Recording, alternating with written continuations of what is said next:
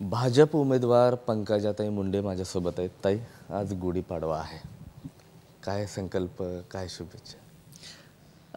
आज नवीन वर्ष आहे, गुढीपाडवा. मी सर्वप्रथम आपल्या सगळ्या व्ह्युअर्सना गुढीपाडव्याच्या हार्दिक हार्दिक शुभेच्छा देते. नवीन वर्षाचा संकल्प दरवेळी आपण करतो, कोणत्याही नव्या दिवसाचा संकल्प करतो.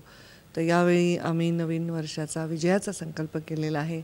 बीडच्या उज्ज्वल भविष्याच्या विजयाचा संकल्प आम्ही केलेला आहे. गुढीपाडवा म्हणल्यानंतर कोणीही आपल्या स्वतःच्या घरी जातं, आईसोबत भावंडासोबत राहतं. मात्र तुम्ही आज घरी गेलात नाही.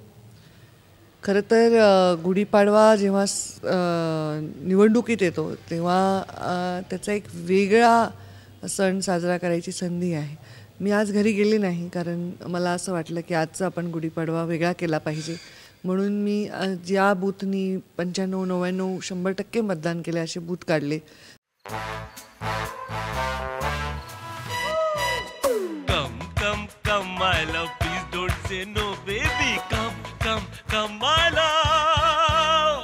वी-गार्ड के air coolers extra large cooling pads के साथ जो अच्छों को ठंडा करे.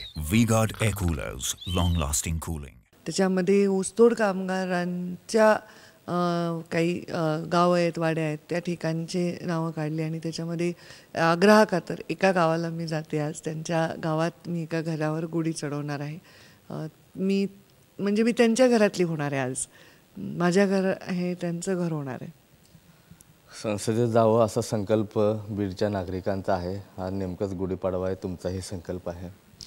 माझा संकल्प आता विजयाचा आहे, कारण मी ही जबाबदारी दिलेली आहे. निवडणूक मला लढवण्याचा पक्षाने निर्णय घेतलेला आहे, तर त्याला विजयाकडे नेणं, याच्यासाठी सर्वतोपरी प्रयत्न करणं माझं कर्तव्य आहे. ताई, साधारणतः पहाटे तुम्ही कधी कधी 5:30 वाजेपर्यंत जागताय आणि 6 वाजता झोपताय आणि परत 8 वाजता उठताय. हे कसं समीकरण? तरी तुम्ही प्रसन्न राहताय? नाही, काम आहे ना, काम मला प्रसन्न ठेवतं. काहीतरी चॅलेंज असलं रोज तर ते प्रसन्न ठेवतं.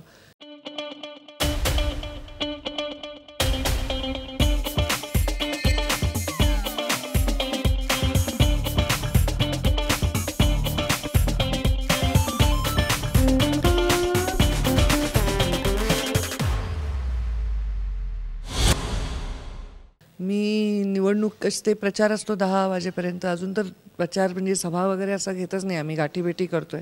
ते 10-11 वाजेपर्यंत गाठीभेटी होतात आणि मग रिव्ह्यू असतं की कुठे काय चाललं आहे, कुठे काय चाललं आहे. मोठी टीम आहे, 2400 बूथ आहेत. तर त्या सर्व बूथवर लोक, जे कार्यकर्ते बसणार आहेत, त्यांचा रिव्ह्यू घेणं, त्या बूथवर काय चाललं आहे याची माहिती घेणं, वेगवेगळ्या लोकांना वेगवेगळ्या जबाबदाऱ्या दिल्या आहेत त्यांची अपडेट्स घेणं. ह्याच्यामध्ये कधी सकाळचे 4:30-5 वाजता कधी कधी उजाडून जातं.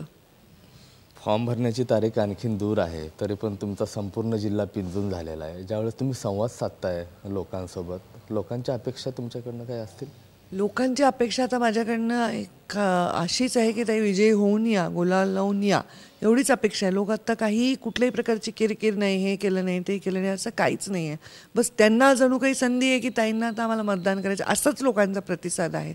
अपेक्षा त्या काय आम्ही निवडून आल्यावर सांगू म्हणतात लोक, पण निवडून येण्यासाठीच लोक सगळे शुभेच्छा देत आहेत. कुठल्याही प्रकारची नकारात्मकता बोलत सुद्धा नाहीत. आज ऊसतोड मजुरांसोबत तुम्ही गुढीपाडवा साजरा करताय. एक अनोखा आणि वेगळा संकल्प आहे. मध्यंतरी तुम्ही साखर संघाच्या बैठकीमध्ये वाढीव रक्कम पण त्यांना दिलेली आहे. एक वेगळा आनंदोत्सव होईल? हो, आनंदोत्सव म्हणण्यापेक्षा मध्ये मी मुंडे साहेबांची पुण्यतिथी होती तेव्हाही ऊसतोड कामगारांवरती साजरी केली. तर मी असं कधीतरी एखादा संकल्प, एखादा सण, एखादा दिवस मला आवडतं की त्यांच्याबरोबर जाऊन मी साजरा करावा. तर आज मी त्यांच्यावर साजरा केला आहे. ही 34% सर्वात मोठी भाववाढ झाली आता गेल्या अनेक वर्षात. ती आदरणीय शरदचंद्र पवार साहेबांनी आम्ही मिळून तो निर्णय घेतलेला आहे आणि त्या निर्णयाचं स्वागत सर्वत्र झालेलं आहे. संसदेत गेल्यानंतर मराठा आरक्षणाचा प्रश्न असेल किंवा धनगर आरक्षणाचा प्रश्न असेल, तिथं तुम्ही तो लावून धरावा असाही संकल्प असावा. आता हे काय सगळे संकल्प पुढे जाऊन पूर्णत्वास येईल. कोणाच्याही लढ्यामध्ये मी सहभागीच आहे.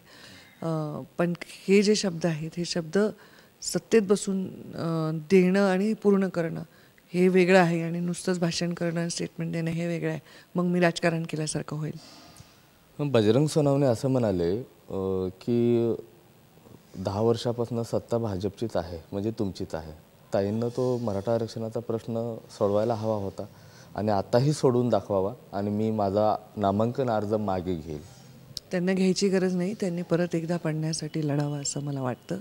आणि ते ह्या सत्तेतून 2च महिन्यापूर्वी बाहेर पडलेले आहेत. ते ज्यांच्या अंडर ते काम करतात ते मंत्रिपदावर आहे, ते सत्तेवर आहेत.